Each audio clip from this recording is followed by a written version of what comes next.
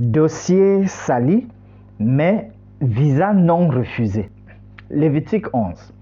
Bien avant le Sinaï, il y avait déjà la distinction entre ce qui est pur et ce qui est impur. Qu'on fait par exemple Genèse 7, verset 2, Genèse 8, verset 20.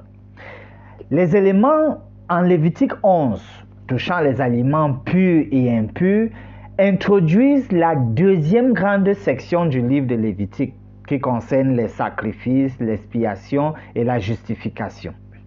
Le fait d'inclure la distinction entre aliments purs et impurs dans cette section suggère que la sainteté n'est pas qu'un état spirituel. La sainteté ne reste pas sur le plan spirituel. Elle a des ramifications physiques, des implications physiques. À la fin de ce chapitre, au verset 47, l'auteur dit ceci pour résumer la raison d'être de la distinction.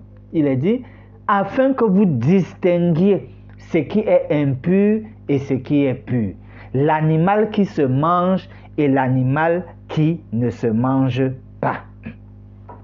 En se rappelant de l'expérience de Daniel, qui refuse de se souiller par les mets du roi, il est clair, l'accent à mettre sur le manger.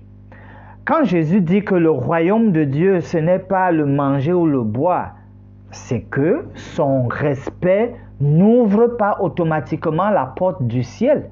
Ce n'est pas parce que quelqu'un respecte ce qui est dit sur le manger et le boire qu'automatiquement il a accès au ciel.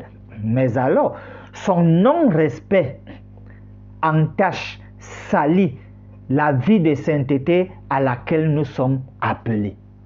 Donc, manger ce qui est impur salit nos dossiers.